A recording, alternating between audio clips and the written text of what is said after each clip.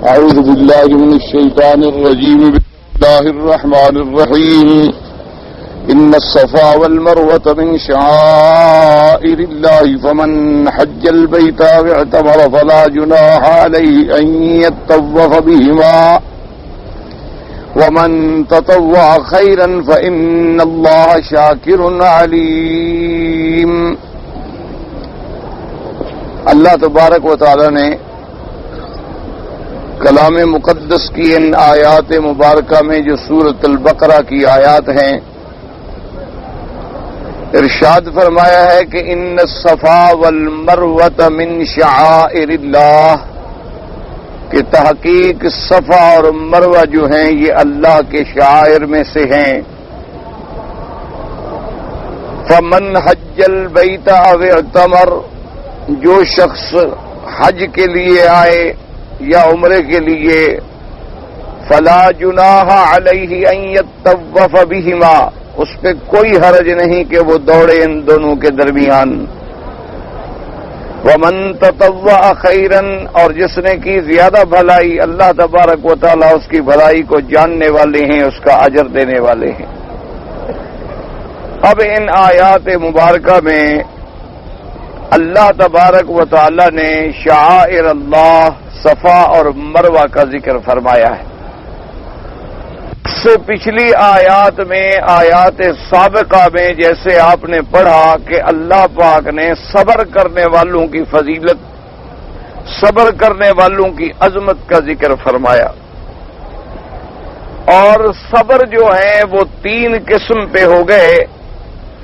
ایک تو صبر ہے اللہ تبارک و تعالی نے جن چیزوں کو حرام کیا ہے، یعنی جو محرمات ہیں اور جو چیزیں گناہ ہیں ان سے بچنا. صبر کا معنی ہوتا ہے اپنے آپ کو روکنا، تو گناہوں سے رکنے کا نام جو ہے یہ صبر ہے، کہ جن چیزوں کو اللہ نے حرام کیا آدمی رک گیا. تو ایک تو صبر کا معنی یہ ہوا.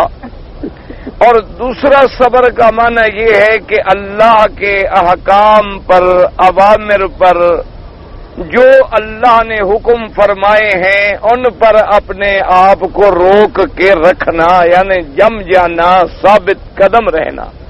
اللہ نے حکم دیا نماز کا پابند ہے. اللہ نے حکم دیا ہے روزے کا، پابند ہے. اللہ تبارک و تعالی نے حکم دیا زکوٰۃ کا، پابند ہے. جمع ہوا ہے، دکھ ہے، سکھ ہے. اللہ کے جو احکام ہیں ان کی تعمیل پہ جم جانا، یہ بھی صبر ہے. اور ایک تیسرا صبر کی قسم یہ ہے کہ اگر خدا نہ کرے کوئی غم ملے، مصیبت ملے، تو اس وقت اس صدمے پر بھی اپنے آپ کو روک لینا کہ کوئی ایسی کلمہ زبان سے نہ نکالنا جو اللہ کے حکم کے خلاف ہو. تو یہ تین قسمیں صبر کی آپ نے پڑھی. اور اس کے بعد اللہ تبارک و تعالی نے فرمایا کہ جو صبر کرنے والے لوگ ہیں ان کو جب بھی مصیبت آتی ہے تو وہ کیا کہتے ہیں؟ انا للہ و انا الیہ راجعون. کیا ماننا کہ بھئی سب کچھ اللہ کے لیے، تو جب ہے اللہ کا تو اللہ نے اپنی چیز لے لی، تو پھر غم کا کیا مانا؟ اور وَإِنَّا إِلَيْهِ رَاجِعُونَ، اور ہم نے بھی تو اسی کی طرف لوٹ کے جانا ہے. یہ دنیا تو فانی ہے. اگر ہمارا باپ، بیٹا، بھائی، چچا، عزیز کوئی مر گیا اور اس دنیا میں چلا گیا تو ہم نے بھی تو اسی کی طرف جانا ہے. یہ دنیا تو فانی ہے. اگر اللہ اپنے ملک میں کسی کو اونچے درجے پہ رکھے، کسی کو نیچے درجے پہ رکھے، کسی کو عالم دنیا میں رکھے، کسی کو عالم برزخ میں رکھے، اس کی مرضی ہے. ہم کون ہیں اعتراض کرنے والے؟ تو جب وہ یہ کلمات کہتے ہیں تو اللہ ان کو صبر عطا فرماتی ہے. اب اس کے بعد پھر میرے پروردگار عالم نے ارشاد فرمایا کہ صبر کا آخری مرتبہ تو یہ ہے کہ اللہ کے راستے میں جم جائے اور جم کے لڑتے لڑتے، جہاد کرتے کرتے اللہ کے راستے میں جان دیتے. یہ کیا کہلائے گا؟ شہید. اور شہید کا کیا مرتبہ ہے؟ فرمایا کہ شہید جو ہو جائے اس سے مردہ بھی نہ کہا کرو، حالانکہ وہ قتل ہو گیا. حالانکہ اللہ پاک نے خود فرما دیا کہ وَلَا تَقُولُوا لِمَن يُقْتَلْ، قتل تو ہو چکا ہے، یعنی ہمارے سامنے وہ مردہ ہے. بلکہ جو لوگ اپنی موت مرتے ہیں ان کے اور شہید کی ظاہری حالت میں بڑا آسمان و زمین کا فرق ہے۔ اپنی موت مرنے والا پورا موجود ہے، ناش موجود ہے، اعضاء موجود ہیں، صحیح سلامت ہے، اپنے بستر پہ مر گیا ہے۔ لیکن جو اللہ کے راستے میں جنگ لڑتے لڑتے مرے، کبھی ٹکڑے ٹکڑے ہو گئے، کبھی ریزہ ریزہ ہو گئے، کبھی بدن کا کوئی ذرہ بھی نہ ملا، لیکن اللہ فرماتا ہے کہ ان کا اعزاز یہ ہے کہ تم انہیں مردہ نہ کہا کرو، کیونکہ میں اس موت کے بعد ان کو پھر ایک ایسی حیات عطا فرماتا ہوں جس کو تم سمجھ بھی نہیں سکتے، جس کو تمہارے عقل میں بھی نہیں آ سکتی، اور وہ عقل میں اس لیے نہیں آ سکتی کہ وہ اس عالم کی چیز ہی نہیں ہے، وہ دوسرے عالم کا مسئلہ ہے۔ تو اس لیے ہمیشہ یاد رکھا کریں، اب مثلا ایک بچہ ماں کے پیٹ میں ہے، اس کو ماں کے پیٹ میں بتلاؤ کہ دنیا کتنی بڑی ہوتی ہے تو سمجھ نہیں آ سکتی، اس کی دنیا تو وہی ماں کا پیٹ ہی ہے۔ جب وہ ماں کے پیٹ سے باہر آئے گا، آہستہ آہستہ آہستہ بڑا ہوگا تو پھر اسے عالم دنیا سمجھ آئے گا۔ اسی طرح ہم کتنا زور لگائیں کہ بھائی وہ زندہ ہے، کیسے زندہ ہے؟ ہمارے سامنے ٹکڑے ہو گئے، ہمارے سامنے ریزہ ریزہ ہو گئے، ہمارے سامنے ان کے بدن گولوں سے اور بموں سے اڑا دیے گئے، ہمیں تو ان کی راکھ بھی نہیں ملی، لیکن اللہ فرماتے ہیں کہ زندہ ہیں۔ اس لیے اللہ نے فرمایا جب تک تم اس عالم میں نہیں آؤ گے تم اس بات کو نہیں سمجھ سکتے۔ تو ایک تو ان کو یہ اعزاز ملا ہے کہ وہ چونکہ انہوں نے صبر کیا اور صبر کے اس مقام پہ پہنچے کہ اپنی جان بھی میرے رستے میں قربان کر دی، تو اللہ نے فرمایا کہ پھر ہم بھی ان کو ایک ایسی زندگی عطا فرماتے ہیں، وہ زندہ ہیں لیکن تم ان کی زندگی کے بارے میں شعور نہیں رکھتے ہو اور نہ ہی تم سمجھ سکتے ہو۔ اس کے بعد پھر پروردگار عالم نے فرمایا کہ وَلَنَبْلُوَنَّكُمْ بِشَيْءٍ مِّنَ الْخَوْفِ وَالْجُوعِ وَنَقْصٍ مِّنَ الْأَمْوَالِ وَالْأَنفُسِ وَالثَّمَرَاتِ، فرمایا کہ ہم اپنے بندوں کو بھی آزماتے ہیں۔ اللہ نے فرمایا کہ تم ایک گلاس لیتے ہو اور اس کو دیکھتے ہو کس کمپنی کا بنا ہوا ہے، کس ملک کا بنا ہوا ہے، اور اس میں جو میٹیریل لگایا گیا ہے وہ ٹھیک ہے یا غلط ہے، سائز اس کا صحیح ہے یا غلط ہے، اور جتنا لکھا ہوا ہے اتنا ہے کہ غلط ہے، اور پھر دیکھتے ہو کہ بھائی اس میں کہیں سوراخ تو نہیں کہ لے کے جائیں اور گھر میں جا کے بیکار ثابت ہو، پانی بھی بہہ جائے۔ ایک مٹی کا برتن لیتے ہو، اسے بھی کئی دفعہ بجاتے ہو کہ آواز صحیح آ رہی ہے، اگر آواز تبدیل ہو گئی تو مطلب یہ ہے کہ یہ کہیں سے اس کے اندر کوئی سوراخ ہو چکا ہے یا اس کی مٹی ٹھیک نہیں تھی۔ اور اللہ نے فرمایا تم ایک معمولی سی سودے کرتے ہو تو آزماتے ہو، اور میں جن کو اپنا بناؤں گا میں ان کے کوئی امتحان نہیں لوں گا، میں ان کی کوئی آزمائش نہیں کروں گا، میں ان کا کوئی اختبار و ابتلا نہیں کروں گا، میں ان کو صرف ایسے ہی سرٹیفکیٹ عطا کر دوں گا، بلکہ فرمایا کہ نہیں ہم آزماتے ہیں، اور ہمارے بھی آزمانے کے طریقے ہیں، کبھی تو ہم خوف سے آزماتے ہیں، کبھی ہم بھوک سے آزماتے ہیں، یعنی ہم خوف مسلط کر دیتے ہیں، کبھی دشمنوں کا خوف ہے، کبھی جنگوں کا خوف ہے، کبھی اپنے قبائل کا خوف ہے، کبھی اپنی برادری کا خوف ہے، کبھی اپنی عورت اپنی بیوی بچوں کے بے حیائی کا خوف ہے، کبھی اپنی اولاد کی نافرمانی کا خوف ہے۔ یہ بھی اللہ کی طرف سے ایک امتحان ہوتا ہے۔ اور فرمایا کبھی کبھی ہم بھوک دیتے ہیں، فقر و فاقہ دے دیتے ہیں کہ ان کے پاس کچھ بچتا ہی نہیں ہے، کماتے ہیں برکت نہیں ہوتی، کاروبار کرتے ہیں روٹی نہیں ملتی، اور یہ بھی ہمارا امتحان ہے۔ اسی لیے حضرت امیر المؤمنین سیدنا عمر رضی اللہ تعالی عنہ ثانی الخلفاء وزیر النبی المصطفیٰ رضی اللہ تعالی عنہ، حضرت عمر فرماتے تھے ابتلینا بالضراء فصبرنا ثم ابتلینا فی السراء فلم نصبر، فرماتے تھے کہ اللہ نے پہلے تو ہمارا امتحان لیا فقر و فاقہ سے اور غربت سے، کہ ہم پر غربت کے پہاڑ ٹوٹ گئے، مشقتوں کے پہاڑ ٹوٹ گئے، ہمیں اپنے گھروں سے نکالا گیا، ہمیں ہجرت پہ مجبور کیا گیا، ہمیں بیوی بچے اہل و عیال چھوڑنے پڑے، ہمارے پاس نہ کھانے کو کچھ ہے نہ رہنے کو کچھ ہے، ہم نے وہ دور بھی دیکھا، فرمایا لیکن اس امتحان میں ہم پاس ہو گئے۔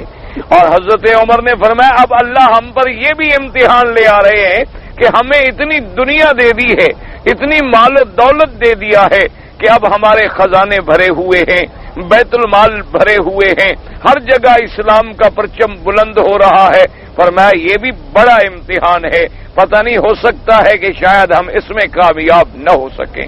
تو لہذا جو ہے یہ بھی آزمائش ہے اللہ تبارک و تعالیٰ کی طرف سے۔ اور اللہ نے فرمایا کہ کبھی ہم پھر مال کے اندر گھاٹا دے دیتے ہیں اور کبھی ہم جانوں میں گھاٹا دے دیتے ہیں، یعنی کبھی تو مال میں نقصان ہو گیا اور کبھی جانوں میں نقصان ہو گیا کہ بچے چلے گئے، بیٹیاں چلی گئیں، بیوی چلی گئی۔ اب وہ آدمی جو گھر کے اندر رہتا تھا اور جس کا گھر اولاد سے اور مال سے بھرا ہوا تھا، اب اکیلا بیٹھا ہوا ہے، ایک آدمی گھر میں بچا ہے، یہ بھی اللہ کا امتحان ہے۔ اور فرمایا وَنَقْصٍ مِّنَ الثَّمَرَاتِ، اور کبھی ہم امتحان لیتے ہیں کہ تمہارے پھل جو ہیں ان کے اندر کمی کر دیتے ہیں کہ باغات میں یا تو پھل لگتے نہیں ہیں، یا اگر لگتے ہیں تو گر جاتے ہیں، یا اگر لگتے ہیں تو بیماریوں کا شکار ہو جاتے ہیں۔ فرمایا یہ بھی میرا امتحان ہے، لیکن اس امتحان میں جو ایمان والے ہیں، جو ثابت قدم ہیں، جو اللہ کی تقدیر کو ماننے والے ہیں، جو اللہ کی قضاء و قدر پہ راضی رہنے والے ہیں، وہ کیا کہتے ہیں؟ انا للہ و انا الیہ راجعون۔ اور فرمایا پھر میں ان کو کتنا بڑا بدلہ دیتا ہوں۔ فرمایا صبر کرنے والوں کے لیے میں نے 3 انعام رکھے ہیں، اولئک علیہم صلوات من ربہم ورحمہ واولئک هم المہتدون۔ ایک تو اس پر میری صلوات ہے۔ صلوات کا کیا معنی؟ یعنی وہ عنایات خاصہ جو اللہ نے اپنے پیغمبروں کو عطا فرمائی ہیں، کیونکہ سب سے بڑے صبر کرنے والے کون ہیں؟ پیغمبر ہیں۔ سب سے زیادہ صابرین کون ہیں؟ پیغمبر ہیں۔ اور ان سب سے بڑے صبر کرنے والے کون ہیں؟ سرکار مدینہ حضرت محمد الرسول اللہ صلی اللہ علیہ وعلا آلہ واصحابہ وسلم تسلیما کثیرا کثیرا۔ فرمایا ایک تو ان پر میں اپنے عنایات خاصہ بیچتا ہوں، اور دوسری ان پر میں اپنے رحمتوں کا نزول کرتا ہوں، اور تیسری ان پر ہدایت کے دروازے کھول دیتا ہوں۔ اللہ نے فرمایا یہ تو میں صبر کرنے والوں کو جزا دیتا ہوں، اور پھر قیامت میں کیا بدلہ دوں گا؟ فرمایا انما یوفی الصابرون اجرہم بغیر حساب، اور قیامت والے دن صبر کرنے والوں کو میں بغیر حساب کے بدلہ دوں گا۔ جیسا کہ حدیث مبارک آپ نے پڑھی کہ پوری دنیا جب میدان حشر میں جمع ہوگی، اللہ پاک حکم دیں گے کہ صبر کرنے والوں کو بلاؤ، تو جب صبر کرنے والے آ جائیں گے اللہ پاک حکم دیں گے ملائکہ کو کہ ان صبر کرنے والوں کو تو جنت میں پہنچا دو، ان کے حساب کی بھی ضرورت نہیں ہے۔ اور اس کے بعد فرماتی ہے کہ ان پر اللہ کے انعامات کے دروازے کھول دیے جائیں گے، انما یوفی الصابرون اجرہم بغیر حساب۔ تو یہ سارا سبق آپ پڑھ چکے، پچھلی آیات آپ پڑھ چکے ہیں، میں نے اس لیے دہرائی ہے تاکہ سیاق و سباق کے مطابق آپ کو اگلی آیات سمجھنے کی اللہ تبارک و تعالی جو ہے آسانی فرما دیں۔ اب اللہ پاک نے یعنی مقام چل رہا تھا صبر کا، لیکن اس کے فوراً بعد ذکر آ گیا صفا مروا کا، اس لیے میں نے سارا پچھلا سبق جو ہے آپ کے لیے دہرایا ہے کہ اب اللہ ان آیت میں فرماتی ہے ان الصفا والمروۃ من شعائر اللہ، کہ صفا اور مروہ جو ہیں یہ اللہ کے شعائر ہیں۔ تو اب اس کا آپس میں آخر کیا تعلق ہے؟ کیونکہ بات تو ہو رہی تھی صبر کرنے والوں کی، بات ہو رہی تھی اللہ تبارک و تعالیٰ کی آزمائش میں پورے اترنے والوں کی، اور آگے ذکر آ گیا صفا اور مروہ کا۔ یہی وجہ ہے کہ آج کل مستشرقین اور خاص طور پر صہاینہ، خاص طور پر یہودی اور ان کے ایجنٹ، بعض ایسے لوگ بھی ہیں جو کلمہ پڑھتے ہیں لیکن دراصل وہ یہودیت کے ایجنٹ ہوتے ہیں، نصرانیت کے ایجنٹ ہوتے ہیں۔ وہ ہمیشہ قرآن پاک کو اس لیے پڑھتے ہیں کہ کوئی بات ہم ایسی ڈھونڈ لیں جس سے ہمارے آقا کو، ہمارے کافروں کو فائدہ ہو اور مسلمانوں کو نقصان ہو، تو اس لیے وہ ایسی ایسی آیات کو تلاش کر کے پھر دکھلاتے ہیں کہ دیکھو جی اگر یہ خدا کا کلام ہوتا تو خدا کا کلام تو کبھی ایسا نہیں ہو سکتا کہ اس میں جوڑ بھی نہ ہو، کہ کبھی تو کدھر کی بات ہو رہی ہو اور کبھی کدھر کی بات ہو رہی ہو اور کبھی کدھر کی بات ہو رہی ہو۔ یہ کیسے خدا کا کلام ہو سکتا ہے؟ یہ اللہ کا کلام ہوتا تو آج اگر ایک ادیب ہے، آج اگر ایک خطیب ہے، آج اگر ایک شاعر ہے، وہ بھی اپنے موضوع کے اوپر بات کرتا ہے، لیکن یہ کیسا اللہ کا کلام ہے کہ کبھی تو خبر دیتے ہیں شہیدوں کی، اور کبھی خبر دیتی ہے نقصان جو کی اور نقصان مال کی، اور کبھی خبر دیتی ہے صبر کرنے والوں کی، اور اس کے بعد کہہ دیتی ہیں کہ صفا اور مروہ کی پہاڑیاں جو ہیں یہ بھی میرے شاعر اللہ میں سے۔ تو اس لیے وہ مسلمانوں کے ذہن میں، مسلمانوں کے دماغ میں اللہ کے قرآن کے خلاف ایک قسم کا شک پیدا کرتے ہیں، ایک قسم کے کیڑے ڈال دیتے ہیں۔ اور جب آدمی اللہ معاف کرے، اللہ معاف کرے، اللہ تبارک و تعالی ہر مسلمان کو ان فتنوں سے محفوظ رکھے۔ اور جب آدمی قرآن کے بارے میں مشکوک ہو گیا تو ایمان خود بخود ہی ختم ہو گیا۔ اگر اس سے قرآن کے بارے میں بھی شک ہو جائے، دیکھو نا جی، کبھی دشمن یوں حملہ کرتا ہے کہ جی یہ قرآن جو ہے ٹھیک ہے اللہ نے اتارا ہے، لیکن حضور پاک نے تو اس کو نہیں لکھا، حضور صلی اللہ علیہ وسلم کی قلم مبارک سے تو قرآن شریف لکھا نہیں گیا، حضور صلی اللہ علیہ وسلم کے زمانے میں قرآن شریف جمع نہیں ہوا۔ ٹھیک ہے اللہ کا قرآن تو ہے، لیکن جمع تو بعد میں کیا ہے نا صحابہ نے، اس لیے ان لوگوں نے ایسا کیا کہ جو ان کے مطلب کی آیات تھیں وہ لکھ دی ہیں، اور جو اہل بیت کی آیات تھیں وہ ساری قرآن سے گرا دی ہیں۔ لہذا ایک طرف سے تو ایسا شک ڈالا، یہ شک ڈالنے والے کون ہیں؟ روافض، اور ان کی بنیاد کون ہے؟ عبداللہ ابن سبا، اور عبداللہ ابن سبا کون تھا؟ یہودی النسل، بات وہیں سے چلی تھی اور وہیں پہنچے گی۔ انہوں نے اس طرح دماغوں میں خلل ڈالا کہ جی یہ قرآن تو بدل گیا ہے، صحابہ نے بدل دیا ہے۔ اب دیکھو لکھ دیا ہے کنتم خیر امت اخرجت للناس، کہ تم ایک بہترین امت ہو جو لوگوں کے لیے بھیجی گئی ہو، تامرون بالمعروف وتنہون عن المنکر۔ انہوں نے کہا یہ تو صحابہ نے بدل دیا، یہاں تو تھا کنتم خیر ائمۃ، کہ تم بہتر امام ہو اس امت کے لیے۔ یہ تو ہمارے 12 اماموں کے بارے میں آیت تھی، انہوں نے ائمہ کو کاٹ کے امہ لکھ دیا ہے۔ اب انہوں نے اس طرح ذہنوں میں شکوک ڈالے، شبہات ڈالے، تاکہ مسلمان اللہ کے اس قرآن سے بدزن ہو جائیں۔ اور کسی نے اس طرح شکوک و شبہات ڈالے کہ دیکھو جی یہ اللہ کا قرآن ہے۔ آج دنیا کا ایک جج بھی انصاف کرتا ہے، لیکن اللہ اپنے نبیوں کو تو 9 بیویاں اور 11 کی اجازت دے دیتا ہے، اور ہمیں صرف 4 کی اجازت دیتا ہے۔ دیکھو جی یہ بھی بلا کو قرآن ہے، نعوذ باللہ۔ یہ بھی کبھی اللہ کا فیصلہ ہو سکتا ہے کہ اللہ تبارک و تعالی ایک آدمی کو تو 11 کی اجازت دیں اور ایک کو 4 کی اجازت۔ ان کا مقصد بھی کیا ہے؟ اللہ کے قرآن سے بدزنی ہے۔ اور دوسری طرف ایک اور لابی پیدا ہوئی، انہوں نے کہا جناب یہ کیا انصاف ہے کہ ایک مرد تو 4 بیویاں رکھے لیکن ایک عورت 4 خاوند نہ رکھے؟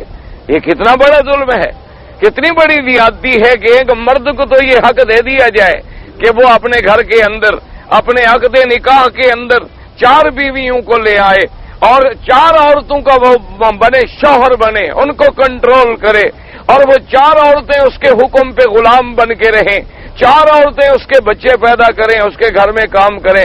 لیکن عورت بیچاری دیکھو کتنی بڑی مظلوم ہے، اگر اس کا جی چاہتا ہے تو وہ کیوں نہ 4 شوہر کر لے۔ جس طرح بعض آدمی طاقتور ہوتے ہیں، اسی طرح بعض عورتیں بھی بڑی طاقتور ہوتی۔ جس طرح کسی مرد میں کبھی شہوت زیادہ ہوتی ہے، کسی عورت میں بھی زیادہ ہوتی ہے، لہذا اسے بھی 4 رکھنے دو۔ یہ بھی تو انصاف کے خلاف ہے، یہ کیا بات ہو گئی ہے؟ تو کسی نے اس انداز میں اسلام پہ حملہ کیا، اور کسی نے اب ایک نئے انداز سے حملہ کیا کہ دیکھو جی عجیب سی بات ہے کہ بچیاں 16 سال کی 15 سال کی ہوتی ہیں، ماں باپ ان کی شادیاں کر دیتے ہیں، ابھی تو وہ لڑکی بیچاری میچور بھی نہیں ہوئی۔ یہ کتنا بڑا ظلم ہے، ابھی وہ بچی ہے، اپنے مستقبل کو نہیں سمجھ سکتی، اس سے آنے والے دنوں کا جناب کوئی پتہ نہیں ہے، اور پھر جناب اس کو ایک آدمی کے ساتھ باندھ دیا جاتا ہے جو اس کی زبان بھی نہیں جانتا، اس کی شکل بھی برابر نہیں، قد بھی برابر نہیں۔ تو لہذا جناب یہ تو بڑا ظلم ہے کہ ماں باپ کو بچی پہ اتنا مسلط کر دیا جائے کہ وہ اس کے مستقبل کے فیصلے کرتے پھریں۔ نئی عورت کو کم از کم 20-25 سال کے بعد شادی کرنی چاہیے۔ اور دیکھیں جناب جب مرد کو بھوک لگتی ہے تو ہوٹل پہ بیٹھ کے بھی کھانا کھا لیتا ہے، اگر گھر میں نہ پکا ہو تو بازار میں بھی کھڑے کھڑے کھا لیتا ہے۔ تو عورت کو بھی اگر شہوت کی بھوک لگے تو اسے مٹانے دو، اسے مٹانے تو یہ بھی تو ایک بھوک ہے نا، اس پہ کیوں پابندیاں لگا؟ دیکھو جی کتنا بڑا ظلم ہے، دیکھا نہیں اب کتنے بڑے ہمدرد پیدا ہو گئے ہیں کہ حمل عورت کو ہوتا ہے، تکلیف یہود و نصارہ کو ہوتی ہے۔ اندازہ کریں کتنی ہمدردیاں ہیں ان کو تمہارے ساتھ، کتنی وہ بیچارے پریشان ہیں، کروڑوں خرچ کر کے کانفرنسیں کر رہے ہیں، کروڑوں روپیہ صرف کر رہے ہیں صرف اس لیے کہ عورت کو تکلیف نہ ہو۔ اندازہ کرو ان کی ہمدردی کا، اندازہ کریں جناب ان کی سوچ کا۔ اصل وجہ کیا ہے؟ یاد رکھو یہ سب اسلام کے خلاف لابیاں ہیں۔ اب ان کو پتہ ہے کہ دنیا کے اندر ہمارا مد مقابل اگر کوئی ہے تو وہ اسلام ہے۔ ان کو پتا ہے کہ ان میں اگر پھر کبھی خالد پیدا ہو گیا، ان میں اگر کبھی پھر سیدنا عمر پیدا ہو گئے، ان میں اگر پھر کوئی صلاح الدین ایوبی جاگ پڑا، ان میں اگر کبھی پھر کوئی مجاہد اٹھ پڑا تو کفر تو اس کے سامنے لرزا و ترسا ہو جائے گا۔ ان کو پتا ہے، اور پھر ان کو کیسے روکے کہ ان کو اسلام سے برگشتہ کر دیں، ان کے گھروں میں بے راہ روی کے دروازے کھول دیں، بے حیائی عام کر دیں، فحاشی عام کر دیں، اختلاط عام کر دیں، جنسی تعلیمات کے دروازے پرائمری سکولوں سے کھول دیں۔ اچھا چلو ابھی ہم 100 آئٹم لائے تھے ایجنڈے میں، چلو 70 نہ مانا گیا، 30 مانے گئے، اگلی کانفرنس میں 30 اور بنوا لیں گے، ایستا ایستا پھر ایک نمبر وار بڑھتے چلے جائیں گے۔ آخر مسلمان ہیں، پہلے تو کچھ بدکیں گے نا، پہلے تو بہرحال کچھ نہ کچھ تو بیچارے اپنی نفرتوں کا اظہار کریں گے۔ لیکن جیسے ہم نے اب BBC کا ان کو ایسا عادی کر دیا ہے کہ 5 سال کا بچہ بھی نہیں چھوڑ سکتا، انہوں نے چائے کا ایسا عادی کر دیا ہے کہ اب ہمارے دیہاتوں میں آپ چلے جائیں، یعنی دریاؤں کے کچے کے علاقے میں، وہاں بھی آپ کو صرف چائے نہیں کافی بھی ملے گی، اور جناب اس کے بعد وہ برتن بھی ملیں گے۔ اب انہوں نے دیکھا ہوگا آپ نے عرب میں بھی اور عجم میں بھی کہ ایسے ایسے گلاس بھیجے ہیں جو دراصل جام کی شکل ہیں، جن میں وہ شراب پیتے ہیں۔ وجہ کیا ہے کہ ان کے گھروں میں برتن تو پہنچا دو، باقی تو پانی بدلنا ہے نا۔ برتن کے پکڑنے کے تو ذرا یادی ہو جائیں کہ جام کیا ہوتا ہے اور یہ برتن کیسے استعمال ہوتے ہیں، وہ ان کی ایک تخطیط ہے اور بدقسمتی ہے کہ عالم اسلام کا مسلمان اور عالم اسلام کا مولوی، عالم اسلام کا پڑھا لکھا طبقہ، عالم اسلام کا قرآن کے ساتھ تعلق رکھنے والا طبقہ بھی ان کی سازشوں کو بعض سمجھتے ہوئے چپ ہے کہ جی ہم کچھ کر نہیں سکتے، ہم کیا کریں، ہم کمزور ہیں، ہم کچھ نہیں کر سکتے ہیں۔ دیکھیں جی ہماری ان کے سامنے کیا طاقت ہے، ان کے پاس ڈش اینٹینا ہے، ان کے پاس ٹی وی ہے، ان کے پاس جناب جدید الیکٹرانک میڈیا ہے، ہمارے پلے میں کیا ہے؟ لیکن کاش وہ اس بات پہ غور کرتے کہ جب میرے نبی نے اسلام کا نعرہ بلند کیا تھا، حضور کے پاس کیا طاقت تھی، کون سا میڈیا تھا میرے نبی محمد مصطفیٰ کے پاس، کتنی اخباریں تھیں حضور صلی اللہ علیہ وسلم کی پشت پر، کتنی روزنامے تھے جو روزانہ میرے مدنی پاک کے پیغام شائع کرتے تھے، اور کتنی تائید کرنے والے لوگ تھے۔ یہی تو اسلام کی سچائی ہے کہ ایک طرف قوت و طاقت ہوتی ہے اور ایک طرف اللہ کی تائید و نصرت ہوتی ہے۔ اللہ تبارک و تعالیٰ کا مسلمان تو کبھی یہ نہیں سوچتا کہ ہمارے پاس کیا ہے، تو یہ سب اسلام کے خلاف ایک سازشیں ہیں اور اس کے انداز مختلف ہیں۔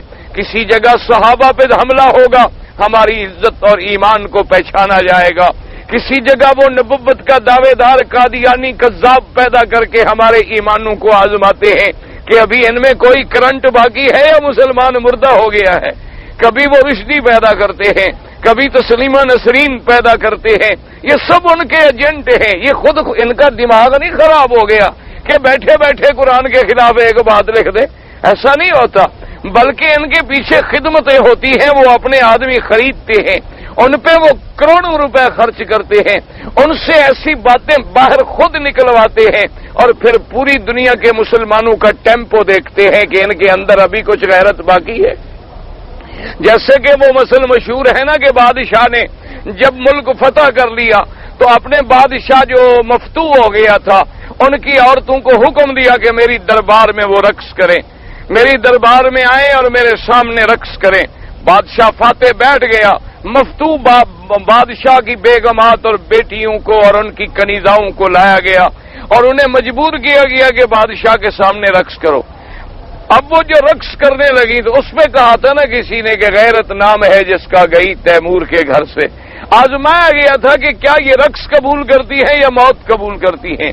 اگر انہوں نے رقص کرنا قبول کر لیا ہے تو اس کا مطلب ہے وہ غیرت والا قصہ ختم ہو گیا ہے، ورنہ شریف عورت کبھی یہ برداشت بھی کر سکتی ہے کہ کسی غیر کے سامنے آئے، کوئی شریف عورت یہ برداشت بھی کر سکتی ہے۔ یعنی ایک طرف تو آپ اس نبی کا کلمہ پڑھتے ہیں جس پاک نبی کا یہ عالم ہے کہ بی بی عائشہ فرماتی ہے واللہ ما مس ید رسول اللہ، بی بی عائشہ فرماتی ہے مجھے خدا کی قسم ہے میرے مدنی کا ہاتھ کبھی غیر محرم عورت کے ہاتھ کے قریب بھی نہیں گزرا۔ یعنی میرے نبی نے تو کبھی غیر محرم عورت کو ہاتھ نہیں دیا، میرے پاک نبی نے کبھی غیر محرم عورت کی بیعت بغیر پردے کے نہیں کی، درمیان میں پردہ لٹکایا جاتا تھا، حضور صلی اللہ علیہ وسلم ان کی بیعت لیتے تھے، مصافحہ نہیں فرماتے تھے، حضور صلی اللہ علیہ وسلم ہاتھ نہیں ملاتے تھے، حضور صلی اللہ علیہ وسلم نے کبھی غیر محرم پہ اپنی نظریں نہیں ڈالی ہیں، حضور صلی اللہ علیہ وسلم پردے میں ہوتے۔ اسی طرح صحابہ کو جب کوئی مسئلہ پوچھنا ہوتا، بی بی عائشہ پردہ لٹکا کے اندر بیٹھ جاتی، صحابہ آ کے دروازے کے باہر بیٹھ کے پوچھتے، یا امہات المؤمنین اخبرینی عن قول رسول اللہ صلی اللہ علیہ وسلم، کہ ہے ہماری اماں جان آپ مہربانی کریں، ہمیں خبر دیں، ہمیں اطلاع دیں، ہمیں بتلائیں کہ اس مسئلے میں حضور پاک کا کیا فرمان ہے، ہم تو اس نبی کے ماننے والے ہیں۔ تو اس لیے میں نے عرض کیا کہ پہلے چونکہ صبر کی بات تھی، اب اس کے بعد آ گیا ان الصفا والمروۃ من شعائر اللہ، تو اب دشمن کیڑا ڈالتا ہے کہ جی اس میں صفا مروہ کا کیا تعلق ہے، لیکن جن کو اللہ نے نور ایمان دیا ہے، جن کو اللہ نے قرآن پہ یقین دیا ہے، اور جن کو اللہ نے محمد مدنی صلی اللہ علیہ وسلم سے غلامی کا شرف بخشا ہے، وہ جانتے ہیں کہ اس میں کتنا بڑا جوڑ ہے۔ اللہ نے فرمایا صبر کرنے والوں ذرا ان پہاڑوں پہ نظر ڈالو، ان کی تاریخ پہ نظر ڈالو کہ جب اسماعیل علیہ السلام نے اور اس کی ماں نے یہاں بے آب و گیا وادی میں تڑپ تڑپ کے صبر کیا تھا، تو ہم نے ان کی یادگاروں کو کیسے زندہ رکھا ہے۔ اللہ نے فرمایا کہ صبر کا انعام دیکھنا چاہتے ہو، صبر کا مقام دیکھنا چاہتے ہو تو ذرا ان پہاڑوں پہ نظر ڈالو، اس صفا و مروہ کی وادی پہ نظر ڈالو، ورنہ یہ تو پہاڑ ہیں۔ مکے میں پہاڑوں کی کوئی کمی ہے؟ جدھر نظر ڈالو تمہیں پہاڑ نظر آئیں گے، جدھر نظر ڈالو تمہیں پہاڑوں کی چوٹیاں نظر آئیں گی، کہیں سے جبل ابی قبیس نظر آئے گا، کہیں جبل عمر نظر آئے گا، کہیں جبل کعبہ نظر آئے گا، کہیں جبل سور نظر آئے گا، کہیں جبل نور نظر آئے گا، کہیں جبل ہندی نظر آئے گا، لیکن اللہ نے آخر صفا مروہ کو کیوں چن لیا؟ اور بھی تو پہاڑ تھے، ہمیں حکم دے دے کہ جہاں تک میرے نبی پاک نے ہجرت کی ہے وہاں تک دوڑ لگاؤ، لیکن اس کا حکم نہیں دیا۔ جہاں میرے پاک نبی نے آپ نے غار ہرا میں جبل نور کی چوٹیوں پہ بیٹھ کے عبادت فرمائی ہے، حکم دے دیتے کہ جی وہاں تک دوڑ لگاؤ، اس کا بھی حکم نہیں دیا، لیکن آخر صفا اور مروہ کا کیوں حکم دیا؟ تو اللہ نے فرمایا کہ دیکھو یہ میرے اس صبر کی ابتدا ہو رہی ہے، کیونکہ میں نے حضرت ابراہیم سے ایک وعدہ بھی کیا تھا کہ انی جاعلک للناس اماما، میں تمہیں پوری دنیا کی امامت کے لیے چن رہا ہوں، اور پھر جو امام ہوتے ہیں اور جنہیں میں نبی بناتا ہوں ان کے لیے کیا حکم ہے؟ وجعلنا منہم ائمۃ یہدون بامرنا لما صبروا وکانوا بآیاتنا یوقنون۔ فرمایا ہم ان لوگوں کو مقام امامت نصیب کرتے ہیں، ان لوگوں کو مقام قیادت و سیادت نصیب کرتے ہیں جو صبر کرنے والے ہوتے ہیں۔ اسی لیے اللہ نے فرمایا کہ دیکھو ہم نے اپنے پاک نبی کو کیا حکم دیا ہے؟ وَاصْبِرْ كَمَا صَبَرَ أُولُو الْعَزْمِ مِنَ الرُّسُلِ، کیا ہے میرے نبی صلی اللہ علیہ وسلم آپ بھی صبر فرمائیں اسی طرح جس طرح انبیاء نے صبر کیا ہے۔ فرمایا دیکھو انبیاء کے صبر کا عالم دیکھو کہ 950 سال تک تبلیغ فرمانے والے پیغمبر اور ایسے ایسے نبی بھی گزرے ہیں کہ جنہوں نے درختوں کی اوٹ میں اگر دشمنوں سے پناہ لینی چاہی تو ظالموں نے ارا سر پہ رکھا اور 2 ٹکڑے کر دیا۔ اللہ کے نبی 2 ٹکڑے ہو گئے، اللہ کے نبیوں کو شہید کیا گیا، اللہ کے نبیوں کو ستایا گیا، اللہ کے نبیوں کے خلاف کون سا دنیا میں ظلم ہے جو روا نہیں رکھا گیا، لیکن انہوں نے کیا کیا کہ صبر کیا۔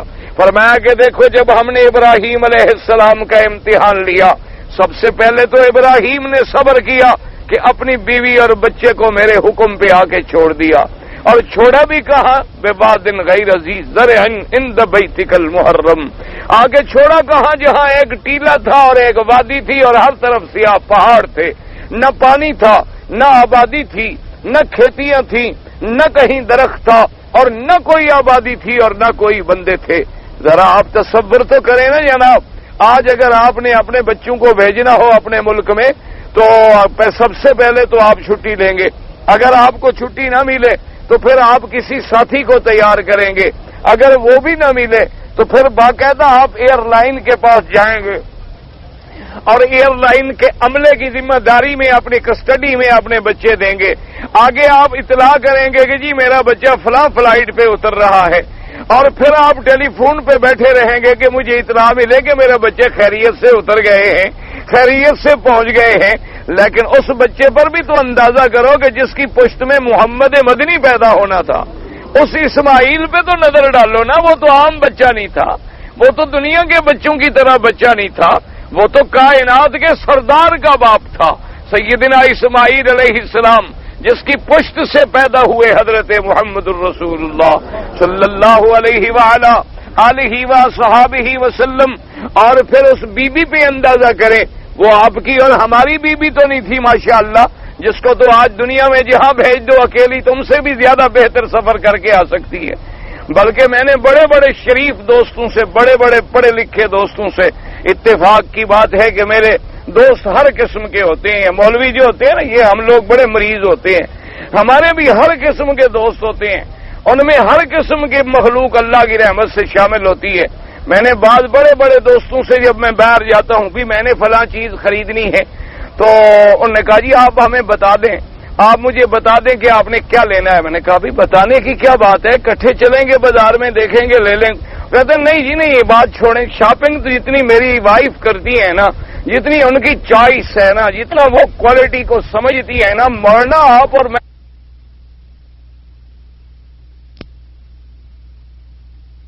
تو غیرت کے خلاف سمجھا جاتا ہے. پیسہ بھی ہمارا ہو اور عورت لے کے دے، اس کو ہمارے لیے موت سمجھا جاتا ہے. وہ تو پھر بلوچ مر جائے کہ عورت لے کے اس کو کوئی چیز دے. میں نے کہا بھی میں اس طرح جاہل آدمی ہوں، جٹ آدمی ہوں، پرانا بلوچ، بالکل اکھڑ بے وقوف. یہ اللہ کی شان ہے کہ اللہ مجھے حرم میں کام لے لے، یہ علیحدہ بات ہے. میں نہیں کر سر آپ کیا کہہ رہے ہیں، میں تو اپنا چیز دیکھنا جی، میں نے اپنی چیز کبھی نہیں خریدی، سب میری وائف لے آتی ہیں. مجھے تو پتہ ہی نہیں ہوتا جناب. دیکھیں میری بیوی کتنی ماشاءاللہ کتنی ایکٹیو ہے، مجھے تو اپنی کسی چیز کا پتہ نہیں ہے، سب کچھ وہ لے کے آتی ہے. میں نے کہا ماشاءاللہ جی سبحان اللہ. اور جی میرے لیے پرفیوم ہو، میرے لیے انڈر ویئر میرے وہ لے کے آتی ہے جی، اس سے پتہ ہے نا جی، ہمیں کیا پتہ ہے. میں نے کہا اب انداز، اور اس پہ فخر کرتی ہیں. لعنت ہے ایسی زندگی پہ جن کی عورتیں جا کے مردوں کے ننگ کے لباس خریدتی ہوں. وہ شریف کہلاتی ہیں، انہیں شریف کہلانے کا حق ہے دنیا میں. یا تو ٹھیک ہے اپنے آپ کو کلمہ پڑھ کے محمد کی بیٹی نہ کہلائیں. جو عورت کلمہ پڑھتی ہے ہمارا ایمان ہے کہ وہ محمد مصطفیٰ کی بیٹی ہے، اس کی نسبت ہو جاتی ہے محمد مدنی کے ساتھ، اس کی نسبت ہو جاتی ہے کلمہ پڑھنے کے بعد. یعنی آپ کا کیا خیال ہے، نبی ساری دنیا کے باپوں سے زیادہ بڑے ہیں کہ نہیں؟ نبی کی بیویاں ہماری مائیں ہیں کہ نہیں؟ تو پھر ہماری اولادیں یا عورتیں کیا بنیں گی؟ تو بیٹی بنے نبی کی. فاطمہ الزہرا تو کہے میرا جنازہ رات کو اٹھاؤ. کیوں؟ بی بی صاحبہ کو ان کو خیال نہیں تھا کہ لاکھوں لوگ شریک ہوں گے میرے جنازے میں؟ بھئی جتنا لیٹ کریں گے، بی بی فاطمہ کا جنازہ ہے، کوئی مذاق ہے؟ خاتون جنت سیدۃ النساء فاطمہ فی الجنہ. یعنی وہ بعض علماء نے لکھا ہے بعض جنازے ایسے ہوتے ہیں جن پر تم جنازہ پڑھو تو اللہ تمہاری مغفرت کر دیتے ہیں کہ تم نے میرے بندے کے لیے آ کے دعا کی ہے اس لیے میں تمہیں معاف کر رہا ہوں. اللہ ہماری مغفرت کر دیتے ہیں. لیکن بی بی فاطمہ الزہرا نے کہا کہ میرا جنازہ جو ہے رات کو اٹھایا جائے. حضرت علی نے کہا بی بی صاحبہ کیا بات ہے، جنازہ تو دن میں اٹھے. انہوں نے کہا نہیں، میرے تو قد پہ بھی کسی نے نظر نہیں ڈالی، جنازہ دیکھ کے کوئی اندازہ نہ لگاتا رہے نا کہ فاطمہ کا قد بڑا تھا کہ چھوٹا تھا. میں تو یہ برداشت نہیں کر سکتی. ہم نسبت تو دیں اپنے آپ کو ان سے، ہم اپنے آپ کو کہیں کہ ہم سیدہ خدیجہ رضی اللہ تعالیٰ عنہ، سیدہ سودا، سیدہ سلمہ، سیدہ صفیہ رضی اللہ تعالیٰ عنہ. صحابہ نے پیغام بھیجا کہ بیبیاں حضور کی بیبیوں سے کہ مہربانی کرو حج کی تیاری کرو، اس سال ہم آپ کو حج پہ لے جاتے ہیں. امیر المومنین خلیفہ رسول اللہ نے پیغام بھیجا. پتہ ہے بی بی سودا نے، بی بی سلمہ نے کیا جواب دیا؟ انہوں نے کہا حججنا مع رسول اللہ، ہم نے اپنے مدنی کے ساتھ حج کر لیا ہے، اب تو حجرے سے ہمارے جنازے ہی نکلیں. اب کیا ضرورت ہے پھر ہمیں حج پہ جانے کی؟ بس حج ہم نے کر لیا، فرض حج ادا ہو گیا. اب ہم اپنے گھر سے بغیر ضرورت کے کیوں نکلیں؟ حج تو نفلی عبادت ہے. وہ بغیر ضرورت کے حج کے لیے نکلنے کو گوارا نہیں کرتی، وہ بغیر ضرورت کے بی بی عائشہ صدیقہ ساری زندگی روتی رہی، ساری زندگی کہ جنگ جمل کیوں پیش آ گئی، اگر حضور نے مجھے کہہ دیا کہ تم گھر سے باہر کیوں گئی تھی، حالانکہ بی بی صاحبہ جنگ کے لیے نہیں آئی تھی، بی بی صاحبہ تو عمرے پہ آئی ہوئی تھی، حج پہ آئی ہوئی تھی، اور حضرت عثمان شہید ہو گئے، یہ بڑی لمبی بات ہے، لیکن ساری زندگی بی بی عائشہ اسی بات کو یاد کر کے بی بی ان کی کنیزہ فرماتی ہے کہ آپ کا دامن جو ہے وہ روتے روتے بھیگ جاتا تھا کہ ٹھیک ہے میں بے گناہ تھی، ٹھیک ہے میری غلطی کوئی نہیں تھی، میرا قصور کوئی نہیں تھا، لیکن اس کے باوجود بھی اگر حضور نے کہہ دیا کہ گھر سے باہر کیوں گئی تھی تو کیا جواب ہوگا؟ بلکہ بعض علماء نے تو لکھا ہے کہ اسی لیے، ورنہ اگر بی بی چاہتی اللہ کو بھی یہی منظور ہوگا کہ روزے میں جگہ بن سکتی تھی، لیکن فرمایا مجھے جنت البقیع الغرقد میں دفن کرو، میں اپنے آپ کو اس مقام پہ نہیں پاتی کہ میں حضور کے اتنا قریب دفن ہو جاؤں، کیونکہ میں بہرحال گھر سے باہر تو تھی نا، چاہے میں مجبور تھی، بے گناہ تھی، میری خطا کوئی نہیں تھی، لیکن بات تو آ گئی، تو ہم جب ان کا نام لیتے ہیں تو اب دیکھیں ایک طرف بی بی ہاجرہ ہے، کون بی بی ہے؟ زوجہ ابراہیم الخلیل۔ دعا کرو اللہ ہر مسلمان کی بیوی بچوں کو پاک بازی عطا کرے، دعا کرو اللہ ان کی عزتوں اور عصمتوں کی حفاظت کرے، دعا کرو اللہ انہیں اس تہذیب جدید کے فتنوں سے محفوظ رکھے، اٹھا کر پھینک دو باہر گلی میں، نئی تہذیب کے انڈے ہیں گندے، یہ جسے تم تہذیب سمجھتے ہو یہ سب سے بڑی بد تہذیبی ہے، جسے تم آج دنیا کے اندر اپنا سب سے بڑا معیار سمجھتے ہو یہ سب سے بڑی بے حیائی اور عریانی اور فحاشی ہے۔ تہذیب مانا وہ ہے جو تہذیب محمدی ہو، تہذیب وہ ہے جو تہذیب اہل بیت ہو، تہذیب وہ ہے جو تہذیب اصحاب رسول ہو، تہذیب وہ ہے جو تہذیب اولیاء اللہ ہو، تہذیب وہ ہے جو تہذیب ائمہ محدثین ہو، تہذیب وہ ہے جو ائمہ فقہا ہو۔ ایمان سے کہیں ہم نے اپنا آئیڈیل بی بی عائشہ اور بی بی فاطمہ کو بنایا ہے، کلوپترا اور ڈیانا کو تو نہیں بنایا ہے۔ خدا کے لیے غور کریں، اللہ تبارک و تعالیٰ کے لیے فرق سمجھیں۔ تمہیں میری باتیں بڑی تلخ لگیں گی، لیکن جب گھر میں بیٹھ کے غور کرو گے تو تمہیں انصاف سے کہنا پڑے گا۔ جب ہم کلمہ پڑھ لیتے ہیں تو ہمارا قائد بھی ایک ہے، ہمارا آئیڈیل بھی ایک ہے، ہمارا مرکز توجہ بھی ایک ہے، ہمارا ایمان بھی ایک ہے اور آقا بھی ایک ہے محمد الرسول اللہ۔ اور ہمیں اللہ نے بھی یہی حکم دیا ہے کہ لقد کان لکم فی رسول اللہ اسوۃ حسنہ، کہ میرا مدنی نمونہ ہے، اگر بننا ہے تو میرے مدنی کے قدموں پہ آؤ، میرے مدنی کی غلامی اختیار کرو، پھر تمہیں عزت ملے گی۔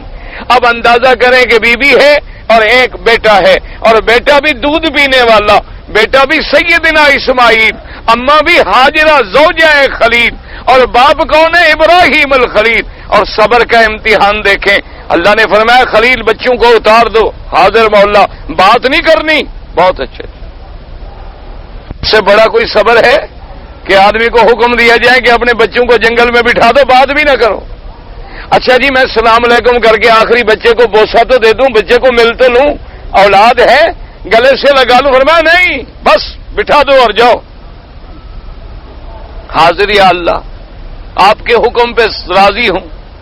ابراہیم الخلیل جا رہے ہیں، بی بی دوڑ رہی ہے کہ یہ تو بتا دو بھی ہمیں کیوں چھوڑ کے جا رہے ہو، اتنی تو بتا دو، اتنی تو بتا دو کہ ہمیں کیوں چھوڑ دیا، ہماری کوئی غلطی ہے، ہم سے کوئی جرم ہو گیا ہے کہ ہمیں اس بے آب و گیا وادی میں سیاہ پہاڑوں کے اندر ایک ٹیلے پہ چھوڑ کے جا رہے ہو، کم از کم اتنی بتا دو۔ خلیل چپ ہے۔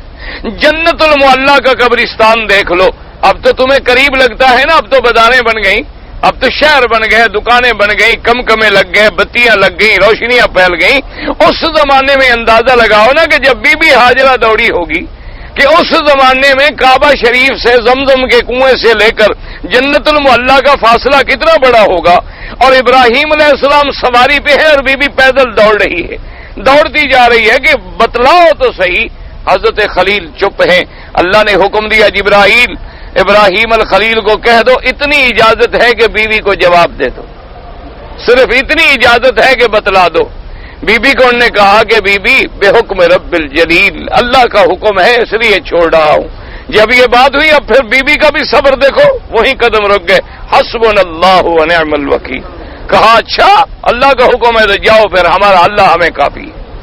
اب اندازہ لگاؤ صبر کا۔ اللہ نے فرمایا یہ دیکھو صبر کرنے والے، یہ دیکھو صابرین کی جماعت، یہ دیکھو صابرین کا قافلہ، یہ دیکھو ماں کا صبر، یہ دیکھو شوہر کا صبر، یہ دیکھو بیٹے کا صبر۔ اب پانی ختم ہو گیا ہے، بیٹا پلٹیاں کھا رہا ہے، ماں کے سامنے سانس نکلنے والی ہے۔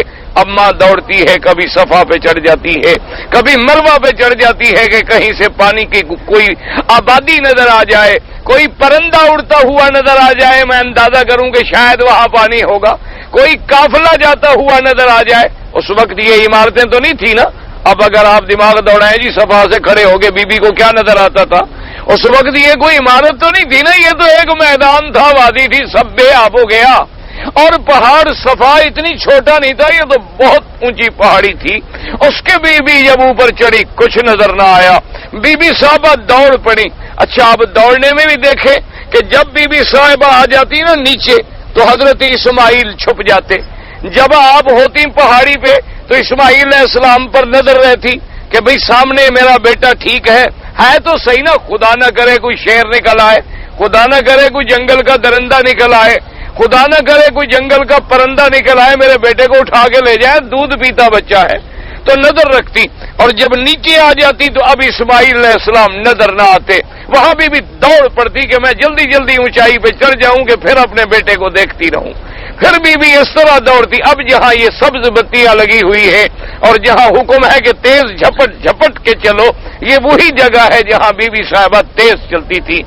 آپ بی بی صاحبہ مروہ پہ چڑھ گئیں، پھر دیکھا کچھ بھی نظر نہیں آیا، پھر واپس لوٹی، یعنی 7 چکر لگائے۔ اور خدا کی شان دیکھیں کہ 7 چکر تھے، شروع کہاں سے کیا تھا؟ صفا پہ، اور ختم کہاں کیے چکر؟ مروہ پہ، کیونکہ مروہ پہ تھی آپ کا آخری چکر تھا۔ اور آواز آئی کہ ام اسماعیل گھبرانے کی کوئی ضرورت نہیں ہے، ہم نے اب اللہ تبارک و تعالی نے فرشتے کو حکم دیا کہ آواز دو۔ فرشتے نے آواز دی کہ ام اسماعیل مت گھبراؤ، انتظام ہو گیا ہے۔ تو بی بی ہاجرہ کھڑی ہو گئی اور فرمایا من کون ہو تم؟ سامنے نہیں آتے ہو اور آواز دیتے ہو، سامنے آ کے بات کرو کہ کون ہو۔ لیکن اللہ کے فرشتے ہیں، ان کو پتا ہے اللہ تبارک و تعالیٰ کا جو حکم ہے ہم نے اسی کے مطابق جانا ہے۔ بی بی صاحبہ نے دیکھا کہ پھر آواز آئی، بی بی صاحبہ نے کہا اللہ کے بندے کون ہو؟ ہمیں یہ تو بتلاؤ کہ کیا انتظام ہو گیا ہے۔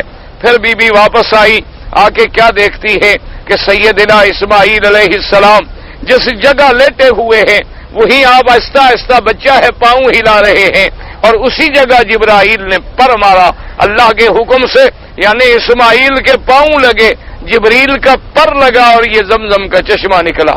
اللہ تبارک و تعالیٰ نے صبر کرنے والوں کو کتنی نعمت دی، صبر کرنے والوں کے لیے مائے زمزم دیا۔ اور پتہ ہے زمزم کا معنی کیا ہے؟ اس پہ بھی غور کرو تو صبر کا مفہوم نکلتا ہے۔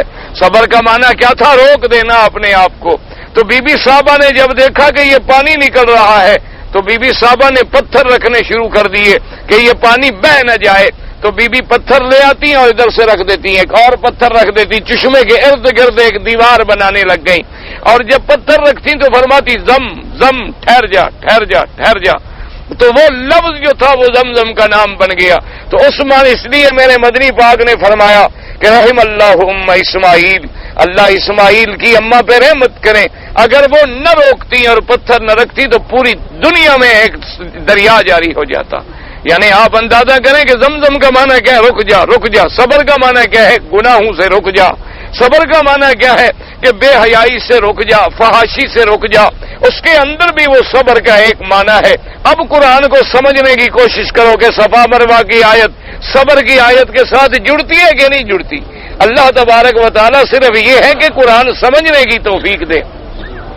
اب اللہ تبارک و تعالیٰ نے فرمایا کہ پھر ہم نے صبر کا کیا اعزاز دیا؟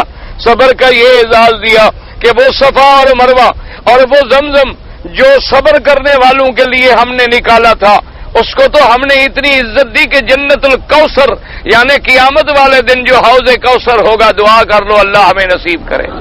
دعا کرو اللہ ہر کلمے پڑھنے والے کو حضور کے ہاتھ سے حوض کوثر نصیب کرے. ہم جیسے بھی ہیں گناہگار ہیں لیکن نام لیوا تو ہیں. اللہ پاک کریم ہے، رحم فرما دیں، رحم کا معاملہ کر دیں.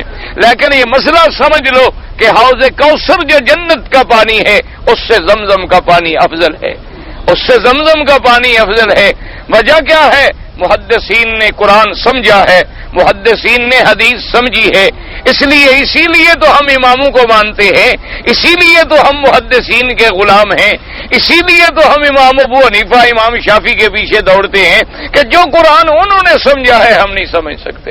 ان کا زمانہ میرے مدنی کے قریب تھا، ان کا تقوی ہم سے زیادہ تھا، ان کی پرہیزگاری ہم سے زیادہ تھی. اب دیکھو حدیث پاک میں یہ لفظ نہیں آیا لیکن محدثین نے کیسے سمجھا. انہوں نے کہا کہ جس دن معراج کی رات تھی حضور پاک کا سینہ مبارک کھولا گیا اور جبریل امین جنت سے سارا سامان لے کے آئے. وہ آلات سرجری تھے وہ بھی جنت سے آئے، اور اس کے بعد وہ تست بھرا ہوا نور و ایمان و حکمت کا وہ بھی جنت سے آیا، اور وہ تاگا جس سے حضور کا سینہ مبارک میں سلائی کی گئی. صحابہ کہتے ہیں وہ ٹانکے بھی ہم نے دیکھے تھے جو حضور صلی اللہ علیہ وسلم کے سینہ مبارک پہ تھے. آج تو دنیا بڑی اپنے آپ کو ناز کرتی ہے نا جی، ہم تو جناب اب تو بڑی ترقی ہو گئی ہے، اوپن ہارٹ سرجری ہو رہی ہے. آپ دیکھیں 1400 سال پہلے ایسی سرجری کا کوئی مقام ہے دنیا میں؟ ایسی سرجری کوئی مائی کا لال کر سکتا ہے جو جبریل نے کی ہے، جو اللہ تبارک و تعالیٰ کے حکم سے ہوئی ہے؟ ایسا کوئی دنیا میں سرجن پیدا ہو سکتا ہے کہ 1 سیکنڈ میں آپریشن ہو، 1 سیکنڈ میں سی دیا جائے سو ہر چیز، اور جس کا آپریشن ہے اسے بے ہوش بھی نہ کیا جائے، اسے سلایا بھی نہ جائے، اسے انجیکشن بھی نہ دیے جائیں، اس کے دل کو مشینوں پہ بھی نہ لگایا جائے، اور اندر سے سب کچھ نکال کے دھویا جائے، پھر بھرا جائے، پھر سیا جائے، اسی وقت جگا دیا جائے اور پتہ بھی نہ ہو کہ کیا ہو گیا ہے. ایسی کوئی دنیا میں پیدا ہو سکتا ہے؟ اسی لیے اقبال نے کہا تھا اللہ اس کی قبر پہ رحمت کرے، بڑا مرد کلندر تھا، بات بڑی پتے کی کبھی کبھی کہہ جاتا ہے. کہتا خیرہ نہ کر سکا مجھے، خیرہ نہ کر سکا مجھے جلوہ و دانش فرنگ، سرما ہے میری آنکھ کا خاک مدینہ و نجف. وہ کہتا ہے کہ جب میں نے مدینے کی مٹی کا سرما پہنا ہوا ہو تو یہ انگریزوں کے جلوے مجھے کیا دکھلائیں گے، کیا چمک دکھلائیں گے؟ میرے سامنے تو نور ایمان کی روشنی ہے، میرے سامنے تو محمد مدنی کے معجزات ہیں، میرے سامنے تو جبریل کے کرامات ہیں، میرے سامنے تو سرزمین مکہ کی تاریخ ہے. مجھے ان کے جلوے کیا چمک دکھلائیں گے؟ یہ تو ان کو بے وقوف بنا سکتے ہیں جنہوں نے سکولوں میں پڑھا ہو، کالجوں میں پڑھا ہو، یونیورسٹیوں میں پڑھا ہو، جنہوں نے قرآن کبھی کھول کے نہ دیکھا ہو. ان کو تو یہ پاگل بنا سکتے ہیں، بے وقوف بھی بنا سکتے ہیں. کبھی ان کے دماغوں میں بٹھا دیتے ہیں زمین گھومتی ہے، کبھی کہتے ہیں سورج گھومتا ہے، کبھی کہتے ہیں دونوں گھومتے ہیں. ہاں یہ اتنے ماشاءاللہ پہنچے ہوئے لوگ ہیں، ان کا دماغ ایسا ہے ماشاءاللہ، ایک دوائی بنائیں گے پوری دنیا میں پھیلا دیں گے. یہ دوا جناب بڑی زبردست چیز ہے، 5 سال کے بعد کہہ دیں گے اس کا استعمال بند کر دو، کینسر پیدا ہوتا ہے. وہ 5 سال میں بدبختوں جن کو تم نے کھلا دی ہے وہ کہاں جائیں؟ چلو آنے والوں کے لیے تو بند کر دو، لیکن 5 سال میں جن لاکھوں کروڑوں لوگوں کو تم نے کھلا دیا ہے، یہ بڑی عجیب قوم ہے. بس دعا کرو یہ کب سمجھ آئیں گے؟ جب قرآن پڑھو گے پھر تمہیں دشمن سمجھ آئے گا، کیونکہ تم دوست کے دروازے پہ آؤ گے تو دشمن سمجھ آئے گا. تو حضور صلی اللہ علیہ وسلم کے لیے جب ساری چیزیں جنت سے لائی گئیں، لیکن جبریل امین نے حضور کے دل مبارک کو جو دھویا تو زمزم کے پانی سے دھویا. جب زمزم کے پانی سے دھویا تو اب محدثین نے مسئلہ نکالا کہ بھی جبریل ہر چیز جنت سے لا سکتا ہے تو پانی حوض کوثر سے نہیں لا سکتا؟ پانی لانے میں جبریل تھک جاتا. جب جبریل کے پاس برتن نہیں تھا، اس کو جیلون نہیں مل سکا، تم حاجیوں کو مل جاتے ہیں پلاسٹک کے برتن، تو حضرت جبریل علیہ السلام کو نہیں مل سکا. تو معلوم یہ ہوا کہ اللہ نے حکم یہ دیا تھا کہ زمزم کے پانی سے دھونا ہے، تو لہذا مسئلہ نکل آیا کہ زمزم کا پانی جو ہے جنت کے پانی سے افضل ہے. حالانکہ حدیث میں یہ مسئلہ نہیں ہے، اسی کا نام ہے تفقہ، اسی کا نام ہے فقہ کہ حدیث پڑھو، اس کو سمجھو کہ اس کے اندر کتنے موتی ہیں. ان موتیوں کے نکالنے والے کا نام فقیہ ہوتا ہے، ان موتیوں کے نکالنے والوں کو امام کہتے ہیں. اور جو صرف لفظ پڑھنا جانتے ہو ان کو کیا پتا کہ اندر کتنے موتی ہیں، اندر کتنے اسرار ہیں، اندر کتنے حکمتیں ہیں. اسی لیے محدثین نے کہا تھا کہ بھائی ہماری مثال اور فقیہ کی مثال ایسے ہے کہ ہم تو ایسے ہیں کہ نحن الصیادلہ، ہماری مثال تو ایسے ہے جیسے ایک ہسپتال ایک ڈسپنسری میں سیدلی کھڑا ہوتا ہے دوائیں اکٹھی کر کے، اور فقیہ کی مثال ایسے ہوتی ہے جیسے طبیب ہوتا ہے، یہ ڈاکٹر کا کام ہے کہ فیصلہ کرے کہ یہ دوا کہاں لگے گی، ہمارے ذمے تو یہ ہے کہ ہم نے دوائیں اکٹھی کر کے الماریوں میں سجا دی ہیں، حدیثیں ہم نے اکٹھی کر دی، موتی نکالنا تمہارا کام ہے۔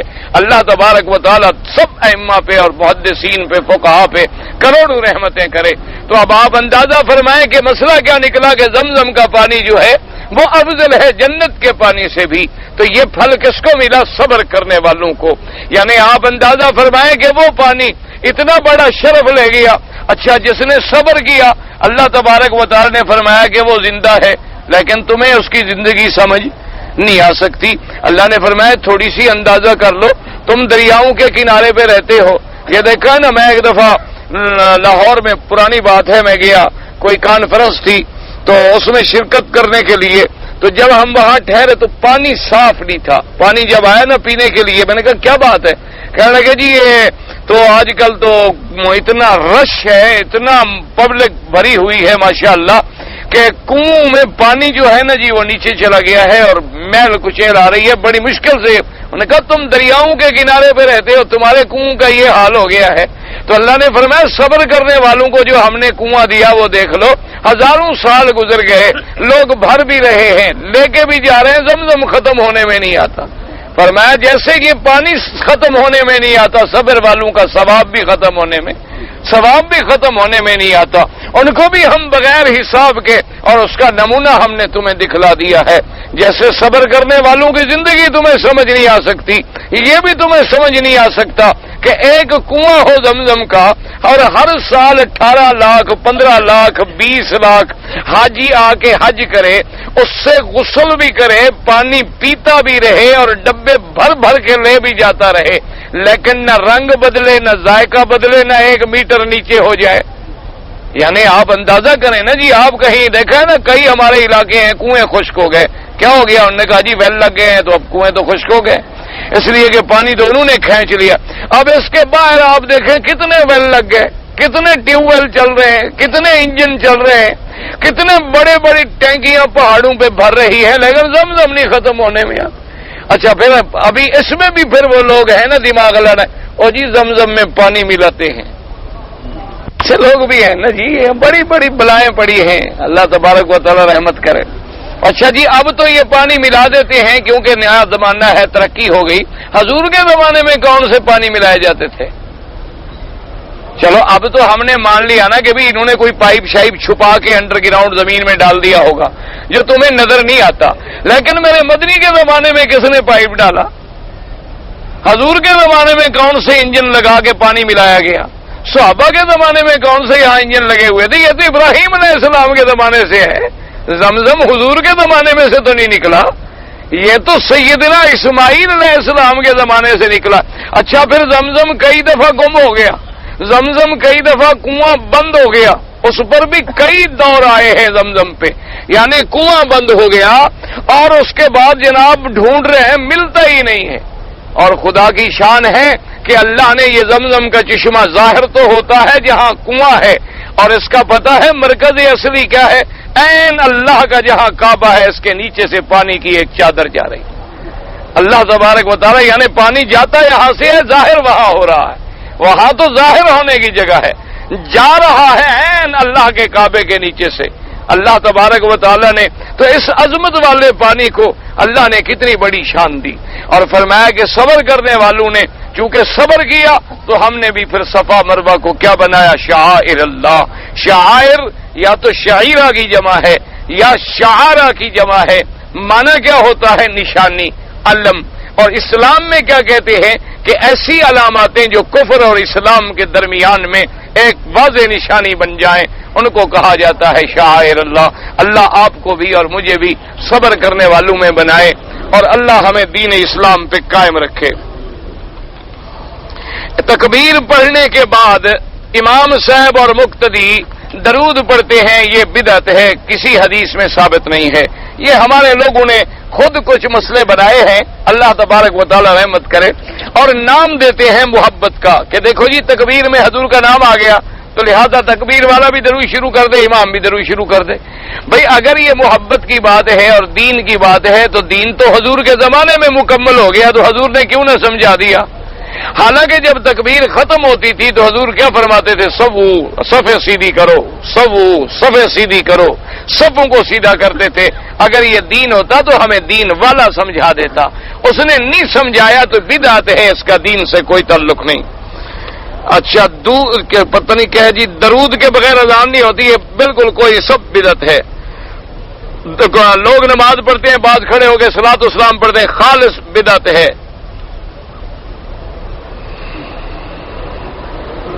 حضرت عبد القادر جیلانی نے قبرستان سے گزرے آواز لگائی کہ پتہ نہیں مردو بھاگو، پتہ نہیں یہ سب جھوٹ ہے۔ کہتے جی پیر عبد القادر جیلانی کی لوگوں نے ہزاروں قبریں بنا رکھی ہیں، کاروبار کی بات ہے، جتنی قبریں زیادہ ہوں گی کمائی زیادہ ہوگی، یہ تو سیدھی بات ہے، جتنی دکان زیادہ ہوں گی تو سودا زیادہ بکے گا نا۔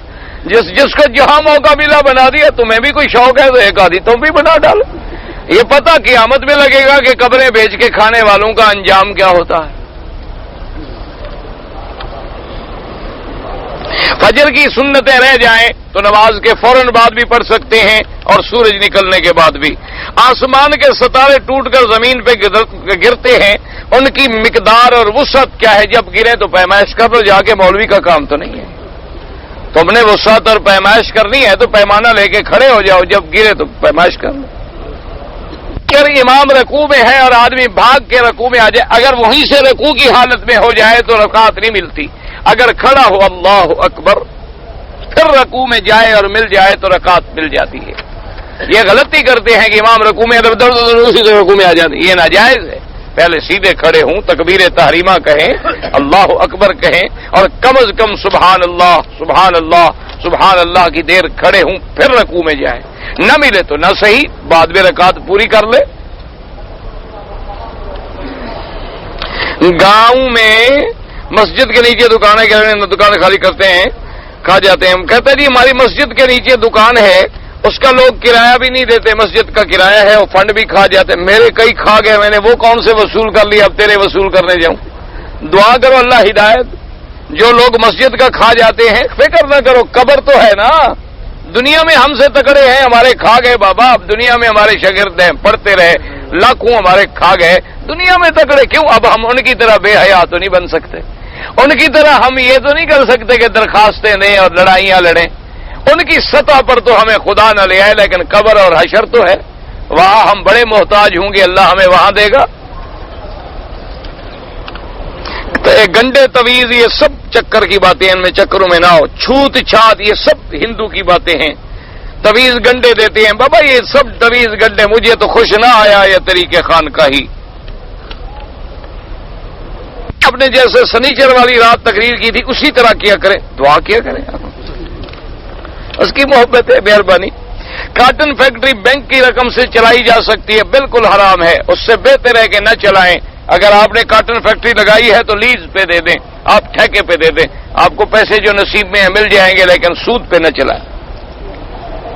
یاد رکھو سود کا گناہ جو ہے نا، جو کم درجے کا، جو سب سے نیچے ہے، وہ ماں سے زنا کے برابر ہے۔ ایک آدمی تویز دیتا ہے، لوگ مجھے کیا پتا بابا وہ تویز کیسے دیتا ہے، شرکیہ دیتا ہے، کیسے دیتا ہے، اس نے مسجد بنا دیا، بس اللہ قبول کرے۔ ایک آدمی بیمار ہوتا ہے، لوگ درود پڑھتے ہیں، یہ ہمارے یہاں رواج ہے، اصل ہے کہ اس کے لیے دعا کرو کہ اللہ شفا دے، ویسے درود پڑھیں، کوئی منع نہیں، لیکن ہمارے ہاں جو رواج ہے نا کہ مولوی کو کہا کہ لڑکے بھیجو درود پڑھیں گے، 50 روپے ہم دیں گے اور سر میں تیل بھی دیں گے ڈالنے کے لیے، کہ وہ دماغ خراب ہو جائے گا نا درود پڑھتے ہوئے ان کا۔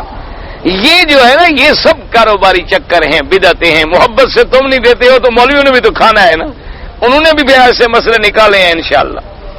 کچھ شیعہ ہمارے ہمسائے ہیں، فوت ہو جائے، یہ دنیا داری، کسی کے پاس موت حیات پہ تو ہر کسی کے پاس آدمی آ جا سکتا ہے، لیکن ایسے لوگوں سے جو صحابہ کا دشمن ہو دلی دوستی نہ رکھا کرے۔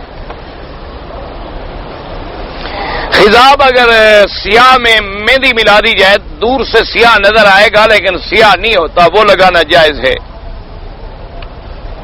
میں نے بتا دیا نا جی کہ والدین کو چھوڑ دوں یا نہ چھوڑ دوں؟ سیدھی سی بات ہے، اگر آپ بے گناہ ہے، بیوی بے گناہ ہے، والدین کے کہنے پہ نہ چھوڑو۔ اگر میں حنفی المسلک ہوں، میں نے عصر کے بعد طواف کیا اور پھر میں کسی کام سے چلا گیا، میں نے کسی دوسری مسجد میں جا کے طواف کے نفل مغرب کے بعد پڑھ لیے، کوئی بات نہیں۔ اسی طرح آتا ہے کہ حضرت عبداللہ ابن عمر نے بھی طواف کیا اور راستے میں جا کے نفل پڑھے۔ حضرت عبد القادر جیلانی کے لیے حضور نے ہاتھ باہر نکالا تھا، بالکل کوئی بات نہیں، کسی حدیث میں نہیں، کسی روایت میں نہیں، کسی بات میں نہیں۔ حضور پاک کو جہاں وہاں جا کر ہم صلاۃ و سلام پڑھیں، بالکل پڑھیں، اور حدیث میں آتا ہے حضور نے فرمایا میں سنتا ہوں، اللہ سنواتے ہیں، ہمارا ایمان ہے جتنا حدیث میں ہے اتنی حد تک رہو، آگے نہ بڑھو۔ جی شیعہ کے ساتھ کھانا وانا بھائی نہ رکھو دوستی ان کے ساتھ، تمہیں بھی وہی بنا دیں گے، اللہ بچائے۔ دعا یہ کرو اللہ ان کو بھی ہدایت دے، دعا کرو اللہ ان کو صحیح بات سمجھنے کی توفیق دے۔ اکثر بیچارے جہل کی وجہ سے مبتلا ہیں، اکثر جو ہوتے ہیں نا وہ جاہل ہوتے ہیں، ان کو مسئلے کا پتہ نہیں ہوتا، جس ماحول میں آنکھ کھولی اسی میں بیچارے رہ گئے، وہ کیا کریں؟ دعا کرو اللہ ہدایت دے، اللہ ان کو بھی بات سمجھنے کی توفیق دے۔ اگر عمرے والا آدمی پکڑا گیا طواف وداع نہیں کر سکا تو کوئی بات نہیں، مجبور تھا، وہ مجبوری میں معاف ہو جاتا ہے۔ کسی بچے کا نام رزاق نہیں رکھ سکتے، عبد الرزاق۔ میرے بچے 2-3 روز اپنے دودھ پیا تھا، بھائی موٹی بات، جس بچے نے جس کا دودھ پیا ہے اس کی ماں ہے، اس کے ساتھ جو ہیں وہ بہنیں ہیں اس کے ساتھ نکاح نہیں ہو سکتا۔ جن بھائیوں نے دودھ نہیں پیا ان کا ہو سکتا ہے۔ میں گھڑی کی تجارت کرتا ہوں، میں ریڈیو وغیرہ بھی رکھ سکتا ہوں، نہ رکھو تو بہتر ہے، کیونکہ کوشش کرو ان چیزوں سے بچنے کی۔ اگر رکھ لی جائیں تو یہ ضروری تو نہیں کہ آپ گانے کے لیے بیچتے ہوں، پتہ نہیں، خبریں بھی تو آتی ہیں، قرآن بھی آتا ہے۔ دعا کریں ایک مریض کے لیے، اس کا انتقال اللہ اس کی مغفرت کرے، جتنے فوت ہو گئے اللہ جنت الفردوس نصیب کرے، اور جو زندہ ہیں ہم سب کا خاتمہ ایمان پہ کرے۔ کہتے ہیں جی عورت کو اگر رمضان المبارک کے دنوں میں ایام کے دن آ جائیں تو روزے تو نہیں رکھے گی، بعد میں قضا کرے گی، روزے قضا کرے گی جتنے روزے رہ جائیں۔ ہمارے مسلم علاقے میں طلاق کا مسئلہ، وہ اپنے علاقے کے مولوی سے پوچھ لینا۔